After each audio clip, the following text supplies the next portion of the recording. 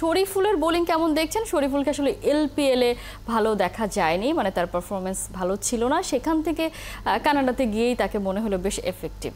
ঠিক তাই, এবং জাতীয় দলের হয়ে তিনি যে খুব ভালো ক্রিকেট খেলেছেন সম্প্রতি সেটাও না, তার কাছ থেকে যে প্রত্যাশার জায়গাটা তৈরি হয়েছিল সেটাও কিন্তু মিস করেছেন বাংলাদেশ। তো এই সিজনে গ্লোবাল টি-20 তাকে দেখে ভালো লাগছে, এবং দেখা যাচ্ছে যে এক প্রান্ত থেকে অন্য পেসাররা মার খাচ্ছেন, কিন্তু শরীফুল কিন্তু খুব চমৎকার বোলিং করছেন, লেনটা খুব ভালো যাচ্ছে,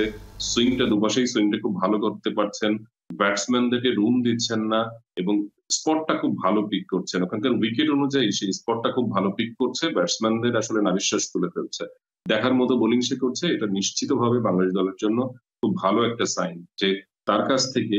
আহ বাংলাদেশ যে প্রত্যাশাটা করে, ইদানিং যে প্রত্যাশা তৈরি হয়েছে তার কাছে নতুন বলে, সেই জায়গাটায় যে তিনি মানে পারফর্ম করছেন, এটা নিশ্চিতভাবে দলের জন্য খুব ভালো। কিন্তু তিন ফরম্যাট একসঙ্গে শরীফুল চালিয়ে যাবেন কিনা, বা তাকে বিসিবি সেইভাবে বিবেচনা করবে কিনা, সেটা কিন্তু একটা প্রশ্ন